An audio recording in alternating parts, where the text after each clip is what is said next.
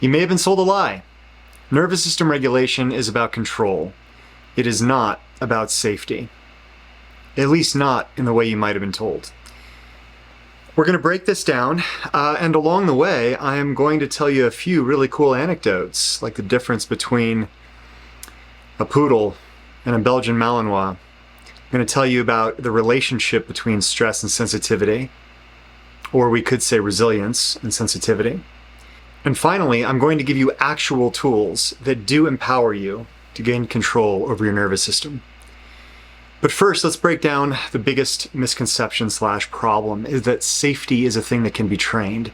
Safety is a byproduct, and this distinction should make this critical for you. If you've watched other videos, you'll know exactly what I'm talking about on this topic, because everybody, almost everybody, some people have read, almost everybody is selling the same thing, which is that, well, if you just get in tune with how you're feeling in the moment, become aware of your sensation, and allow yourself to just sense, feel, and reorient versus flee, well, in the next few moments, I might be able to regulate and remain in contact. That's a message if you're lucky. A lot of people will tell you, well, you need to cancel the people in front of you. You need to go to a safe space. You need to clear every possible stressor so that your nervous system can downregulate and you can hit baseline again before you re-engage.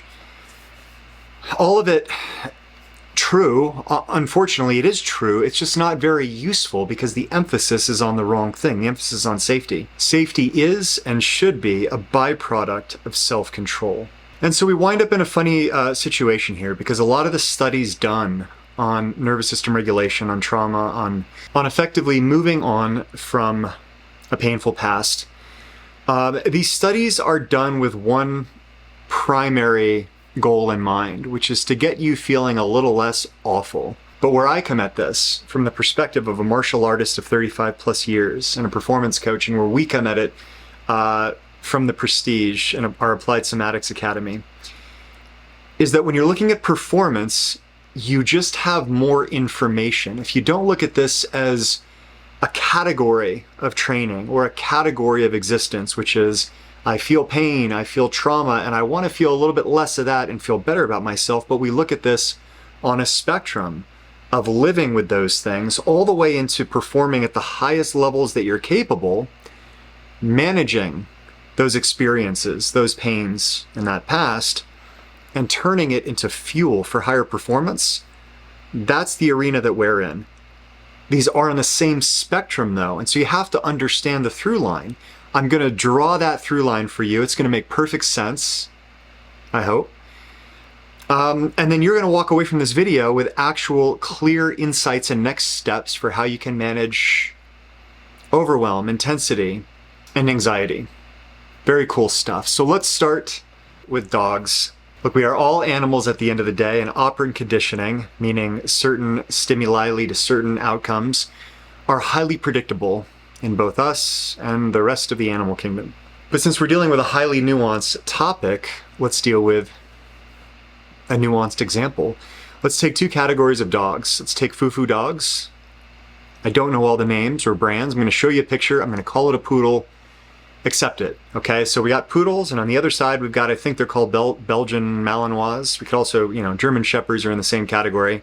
Boom. Two opposite ends of the spectrum. Highly sensitive, highly emotionally intelligent animals.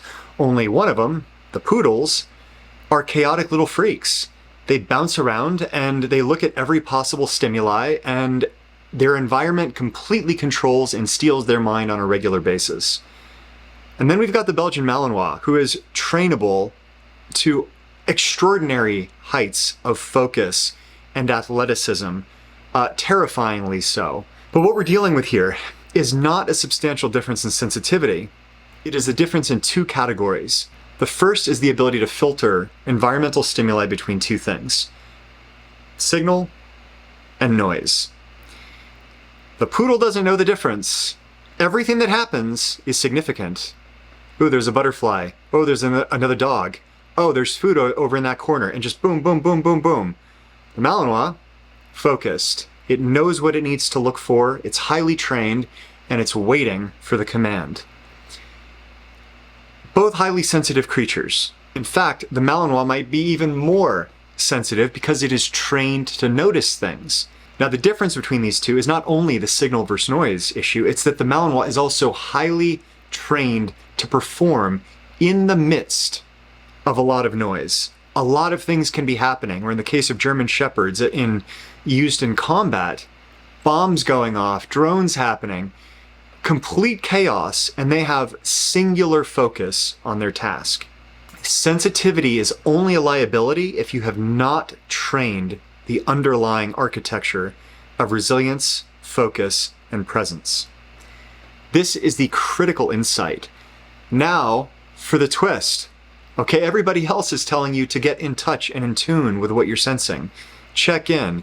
Am I aligned? What am I feeling from this? Am I actually threatened, or is it just sensation and nervousness?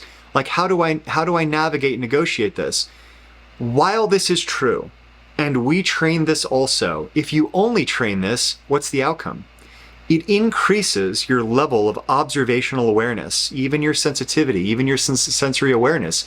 What is the skin feeling? What's going on inside the body? How much am I hearing? How much am I noticing?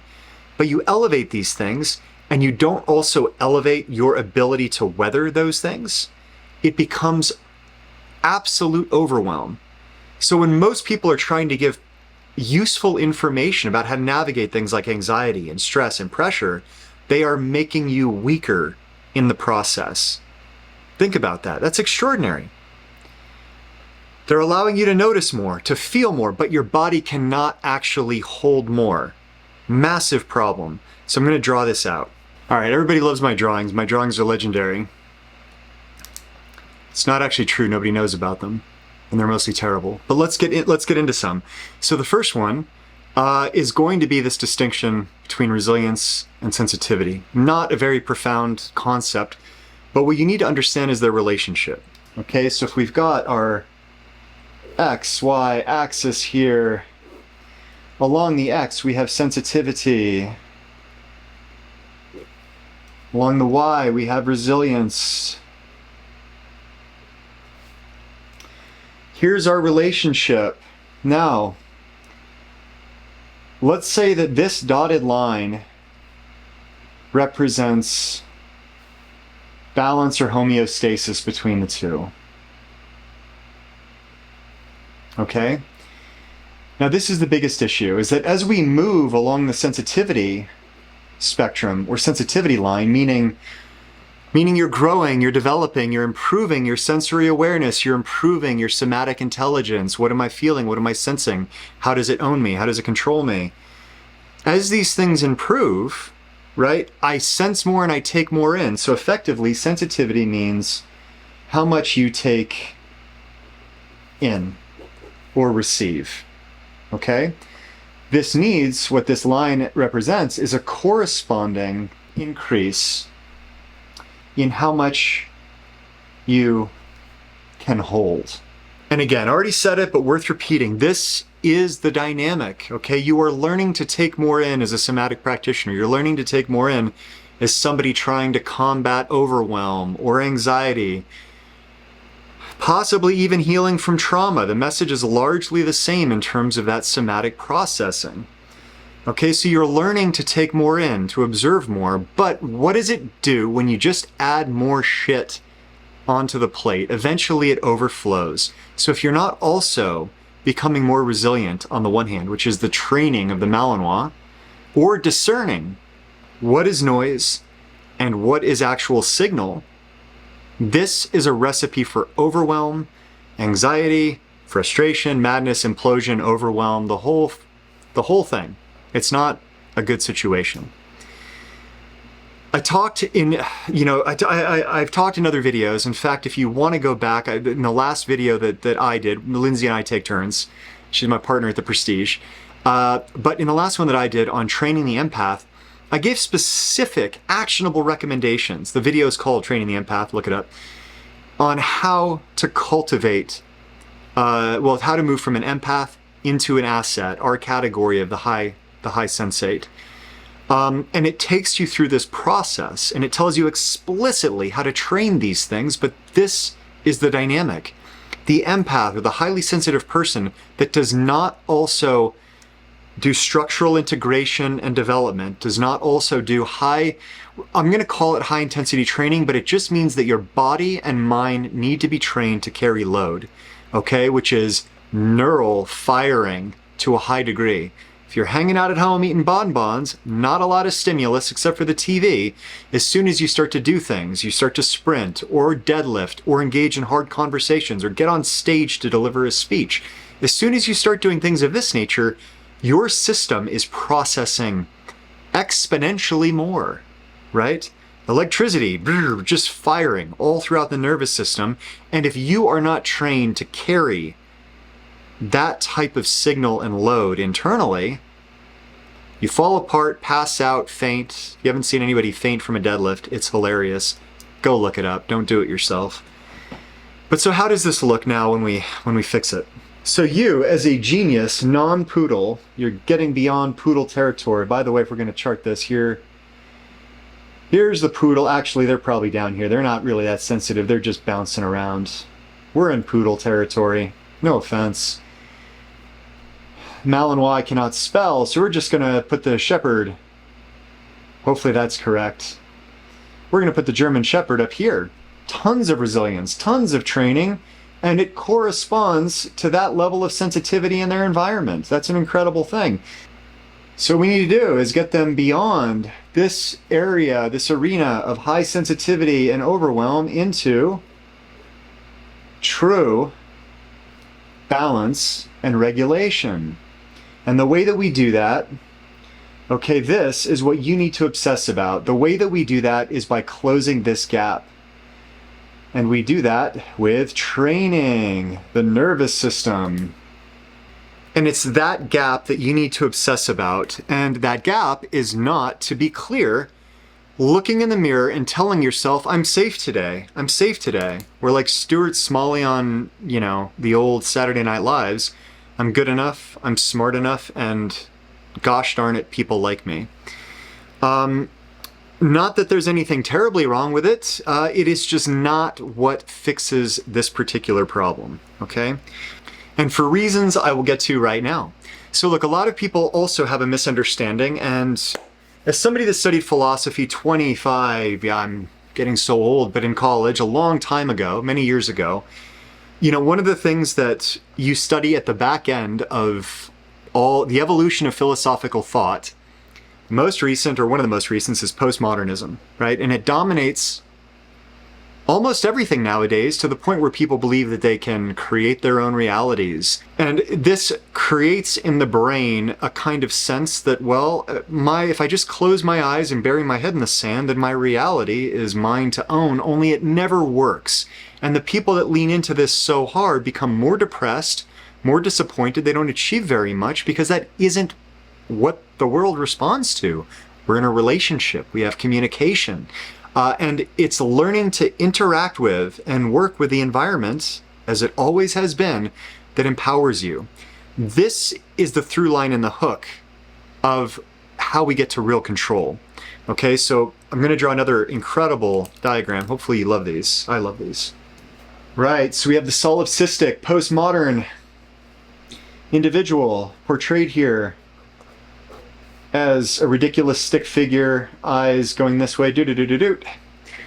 Now, the person that is stuck in their own mind thinking that they are just going to talk good sense into themselves, convince themselves that they are in fact the shit when they do not feel like the shit. They are looking into a mirror. And it may not look or feel this way, but this is their worldview, and this is how they show up to it. And it's got problems, okay? Because beyond this mirror is a host of other cool stuff. Like a tree, for example. It's literally the coolest thing that I could just think of was a tree. So, what we need to do is to get beyond this, because this situation here is something like this. I look at what I want the world to be, what I think it should be. It should be accommodating and love me because I'm amazing and I don't feel amazing, but I'm only going to look at this and then I'm going to convince myself that this is going to feel good and right but I'm also seeing more and observing more and sensing more. And the more that I feel, the shittier that I feel. And this is why the cycle of somatic sensing and development in these categories is often a cage. It doesn't liberate you at all. It's very frustrating, okay? And the solution is not to do more of it. The solution is to break the mirror and actually create a feedback loop with your genuine and real environment. This could also be your enemies or friends lists, enemies lists. Those are people right here. It could be still trees. It could be your job. What's a good job? Here's a briefcase. I don't know what you do for work. So look, we've got all this stuff now via the amazing diagram that you just saw, but this is the critical crux. It is a misunderstanding of what the nervous system does. It is not, the nervous system is not a closed system internal to you only. It evolved over millions, or let's say billions of years, depending on when you want to start looking at little things moving in the dust, to do one key thing: receive actual information from the environment and to spit out a response.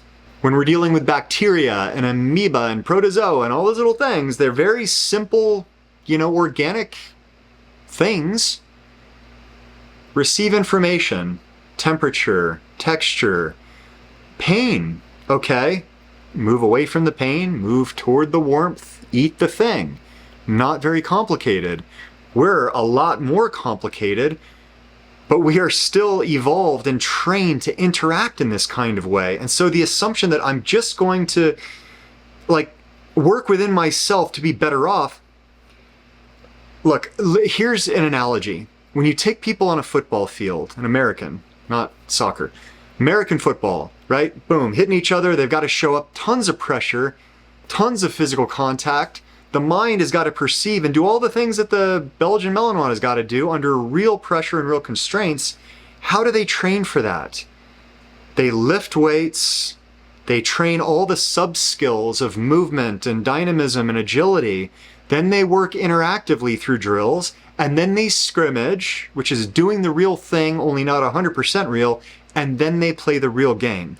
But for some reason, all the middle stuff gets taken out in the world of somatic training, and it's just the front line, which is, it's just me practicing a skill, not how we're built. This is how we are built, okay? Not just to sense within, but to control the direction of the eyes, the structure, the breath, the things that actually mediate me and my environment. Okay, so how do you take one step farther toward environment in authentic, pure engagement? True objectivity and receptivity, not just about me anymore, right? This is how now we move into control, which was the premise of this video. Now, I said at the beginning, it's not about safety, it's about control, with a caveat. Safety is the byproduct of control. The more that you control, the safer that you feel. But we have to define now what it means to control and control what. So I'm going to do a quick rundown, but I go into much deeper analysis of the regulators in a video called Embodiment Masterclass. I think it's at the top of our channel. I highly recommend you get into that because it talks about the relationship of that to the somatic skins, of which there are 4. I'm not going to talk about them in this video, but there's a link in the description. If you don't know your somatic skin, you got to know it, you got to train for it, and that information will teach you exactly where your gaps are and which of these 3 regulators is your weak point, because each of the somatic skins governs one of these regulators almost in purity, okay? So we're going to go through each one and why. Okay, the first one is your structure. Your structure in a point of balance looks something like this. We're just going to approximate these for this video to give you a quick and dirty rundown so that you can get up and running. If we overcommit on structure, it looks like tension. It looks like grit. And if we under-index on structure, it looks like melting, caving, or retreating. Okay? So this could be something that you develop over a long time. We practice standing meditation and different aspects of breath work to cultivate structure and the deadlift. over a long period. But for the sake of understanding this premise, you just need to understand that we are somewhere between melting and hypertensing, and we are just finding what they would call in the old days military posture without all the tension to hold it up. So we find that sense of center. Now, what does this do? Let's get back to our little poodle. What happens when a poodle gets scared or intimidated, or any other animal for that example? If they are in fight or flight mode and decide to fight, this happens. They start to tense up and cover their internal organs, get ready to fight and engage. Or if you're a poodle, you retreat, you cower, you start yapping and the whole thing, and you run home. But this happens, you start to cave. Both of these put the nervous system in a state of dysregulation, right? In a state of fight or flight, and they signal, even if I'm not intimidated, if I enter a room, 5 good friends, I don't have to worry about any of them, but if I enter a room tense because of yesterday, or a fight or an argument, or I'm just in general kind of melting with my structure and my shoulders are caving in, and I'm not a very confident person, that is reinforced with my structure.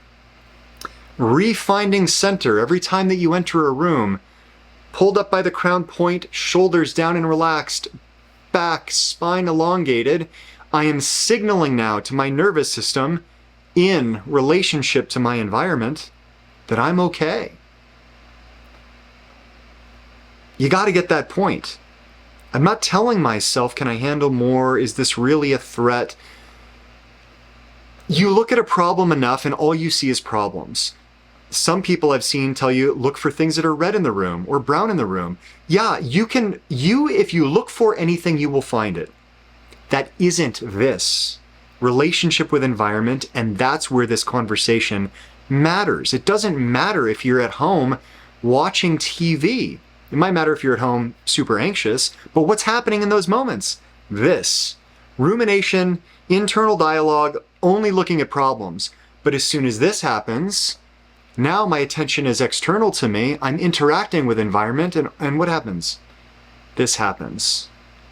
It all settles because it's not just me looking at problems. I'm now engaged, but I'm signaling control of myself, and as a byproduct, I feel safe. Second regulator, attention. This one's fantastic. Thank you for watching this vid. Hopefully you're looking at me, not in a weird way. But I want you to take 2 seconds and look away from the video. Pick anything in your environment, and it doesn't need to be important, but you're just going to do this. Eyes, I'm looking at a light switch myself. Eyes are going to go to that thing, and I'm just going to hold attention on that for a few seconds while I keep the structure that I just set. If you're anything like me, something magical just happened, which is my mind just quieted, and I controlled my ocular focus. People don't understand the incredible relationship between the placement of the eyes and the stability of the mind, right? In the old days, mystics would practice candle gazing, in some cases eye contact, or a focal point within the body. There is always an anchor, because without an anchor, you are a fucking poodle. With an anchor, you're a amazing whatever dog, a hunter. Yeah, you can do things. It's important. But I ask you this, when was the last time you got up in the morning, you walked to your car, you walked to the park, you're in conversation, where your eye placement was not an accident? Think about this for a second. When was the last time that your eye placement, and I don't mean watching a video on YouTube where it's drawing your attention and you're intentionally watching it. When was the last time you intentionally placed your eyes somewhere? And what was the consequence in the moment that followed? Most of you don't know. Most of you can't remember because it isn't done. Poodle stuff, okay? But the more you start to do this as a point of practice, I go to the park most days of the week. I like to, do my workouts there and practice the sash and all that jazz. If you have something that's routine, start to integrate it. It doesn't even need to be special or interactive with another person. It's you and your environment controlling those few things that actually mediate the relationship. My eyes and my structure are conversation between us, between the environment, between other people. Think about that. That's incredible. And as soon as these things start to get fixed, guess what I start to feel? start to feel okay. Incredible. Okay, and the third regulator is the breath, the hardest one by far, and it's the integrator of these two fields. One dealing in terms of structure, dealing with the x-axis of tension and relaxation. Ocular positioning or focus moves between focus or concentration and awareness or expansive attention. Okay, so these are the two axes that we work with. The somatic skins fall on each one of these categories. Breath completes the circle. And this, again, amazing pivot. Need to do another video on just this thing. This is incredible. But everybody's going to tell you, and I did for a number of years, I made this mistake myself, abdominal breathing is the key. You got to be able to apply it everywhere. Slow, deep breathing relaxes the system. Okay, it takes stress and tension away, and it allows your nervous system to regulate. Yes, true, as long as you're not actually under pressure. Now, what happens if you are? If you're on a football field, if you're in a hard conversation, if you are delivering a speech, are you so good that you're just going to convince your biology not to perceive what could be actual threats to it? Not going to happen. And so I pose this question. Do you want to just get better at down-regulating and effectively saying there's nothing in the world that ought to disturb me, which isn't the case? Or do you want to be able to span the spectrum of neural range? One of those things is parasympathetic, down-regulating the nervous system, being able to relax, to sense, to heal. But the other one is activation and focus and performance. That is just neglected by most people. But guess what? It's half of our lives, at least if you want to do meaningful things. It's half of our lives is showing up under pressure, testing ourselves, growing, proving ourselves. That doesn't happen in relaxed settings unless you are just the master's master and everything that you're dealing with in this category is easy for you. But most of us don't have that most of the time. We're somewhere in between where we got a little bit of skill, got a little bit of self-control, but forcing myself to just calm down and relax is denying the engagement. Reality is speaking to me. There's real pressure here. So what I need to do is not just try to suppress the breath and slow it down, but relax the diaphragm and allow my system to metabolize the relationship. Again, environment, experience, whatever is going on in this beyond the mirror. Okay? It might be abdominal breathing if I'm at home feeling anxious. And it might be full chest breathing if I'm in a really heated moment or difficult experience, because I'm breathing that way for a reason. My body needs the fuel to be able to fight. Okay? Fighting takes a lot of forms. Interpret that as you will. But it allows me to stay in contact and engage. Now, the better that you get, you can manipulate that and move between the two. Okay? But you can't do it if the diaphragm is locked. You can't do it if you revert to upper chest breathing and cannot do lower abdominal breathing. But the entire chest cavity can open along with the abdomen, and I can have a fullness of breath and a fullness of experience and work in the range that this particular moment requires. This is a lot of stuff. From bucking poodles to resilience and sensitivity to the regulators, but this is your roadmap. This is, my God, if you're feeling any of the things that we discussed and you're worried about nervous system regulation, this is it. And there's nuances. This can go a lot farther. If you take the somatic skins quiz, we break it down in terms of how to train for each skin. Each one of them is a different nervous system orientation. So you got to know yours. You got to know what it means to cultivate it, to move beyond it, and then to command all four, which represents the movement along both of these axes between tension, relaxation, focus, and awareness, and the breath that integrates. Okay? That might sound like a lot, but your job for today and tomorrow is this simple.